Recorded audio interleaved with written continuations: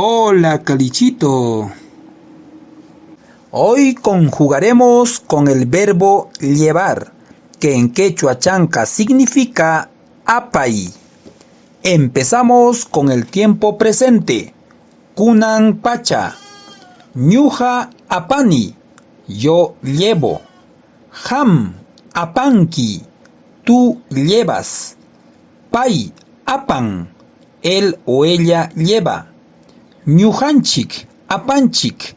Nosotros o nosotras llevamos. Ñujaiku apaniku. Nosotros o nosotras llevamos. Hamkuna apankichik. Ustedes, vosotros o vosotras llevan. Paikuna apanku. Ellos o ellas llevan.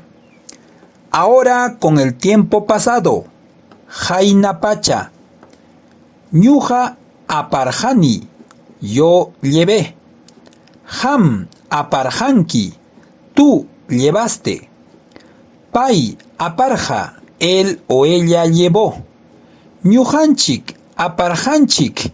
Nosotros o nosotras llevamos. Ñujaiku aparjaniku.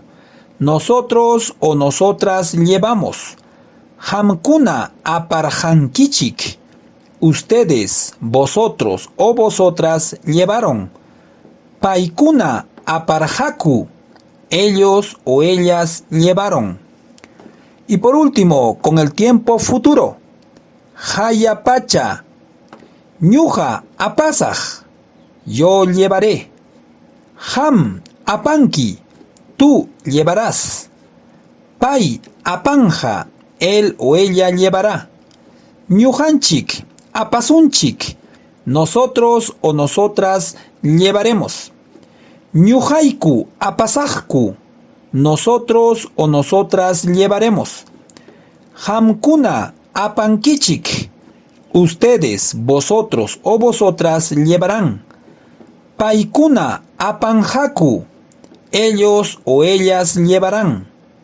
Para finalizar, un ejemplo.